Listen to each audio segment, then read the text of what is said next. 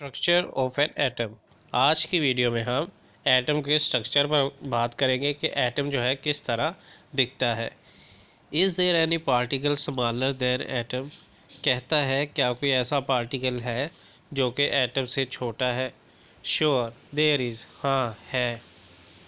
Atoms are made of even smaller particles called electron, protons and neutrons. कहता है atom जो है वो किससे मिलकर बनते हैं? इलेक्ट्रॉन, न्यूट्रॉन्स और प्रोटॉन्स से। आपने एक चीज़ याद रखनी है, एटम किससे मिलकर बनते हैं? इलेक्ट्रॉन, प्रोटॉन्स और neutrons. The central part of the atom is called the nucleus. तो जो न्यूक्लियस क्या है, वो एटम के सेंटर को कहते हैं। Protons and neutrons are present in the nucleus. तो आपने एक चीज़ याद रखनी है कि प्रोटॉन्स और न्यूट्रॉन्स कहाँ होते हैं? सेंटर में। और जो इलेक्ट्रॉन्स कहाँ होते हैं वो भी देख लेते हैं।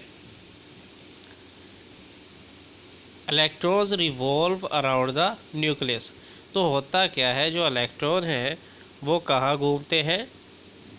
न्यूक्लियस के इर्द गिर्द।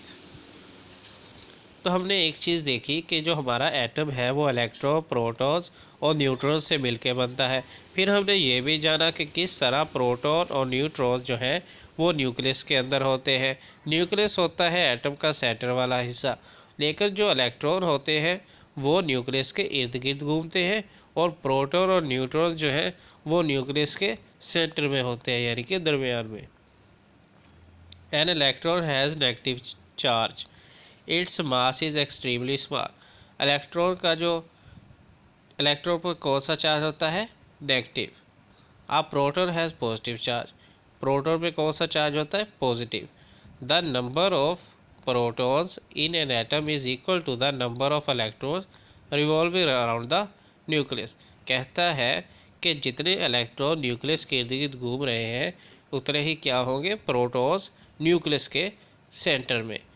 ठीक है, यहाँ अगर आप देखें कि हमारे पास राइट साइड पे ये जो पिक्चर है इसमें न्यूक्लियस के इर्द गिर्द कितने इलेक्ट्रॉन्स घूम रहे हैं? 10। तो इसका मतलब है प्रोटॉन भी कितने होंगे? 10। अच्छा, देखते हैं आगे। It has a mass 37 times greater than that of electron. तो इसका जो मास है वो इलेक्ट्रॉन से कई गुना बड़ा है। अब न्यूट्रॉन हैज़ नो चार्ज। अच्छा, तो अब न्यूट्रॉन की बात करते हैं। ये भी सेंटर में होता है, किसके साथ? प्रोटॉन और न्यूट्रॉन सेंटर में होते हैं न्यूक्लियस के। ठीक है, यानी कि एटम के सेंटर में। अब होता क्या है कि जो न्यूट्रॉन है उस पर कोई चार्ज नहीं, प्रोटॉन पे पॉजिटिव और इलेक्ट्रॉन पे negative. This neutral particle is also found in the nucleus of an atom. तो ये भी कहाँ होता है? एटम के न्यूक्लियस में, यानी कि प्रोटॉन के साथ। The mass of a neutron is almost equal to the mass of a proton. तो जो प्रोटॉन और न्यूट्रॉन के मासेस एक जैसे होते हैं, लेकिन प्रोटॉन पे पॉजिटिव चार्ज होता है और न्यूट्रॉन पे कोई चार्ज नहीं होता, और इलेक्ट्रॉन पे नेगेटिव चार्ज होता है। इलेक्ट्रॉन न्यूक्लियस के इर्द गिर्द घूमते हैं और प्रोटॉन और न्यूट्रॉन न्यूक्लियस के अंदर होते हैं, यानी कि एटम के सेंटर में। सवाल है, why is atom neutral? Atom neutral क्यों है? Although electrons and protons in an atom have charges. Electron पे हमारे पास नेगेटिव चार्ज है, प्रोटॉन पे पॉजिटिव चार्ज है।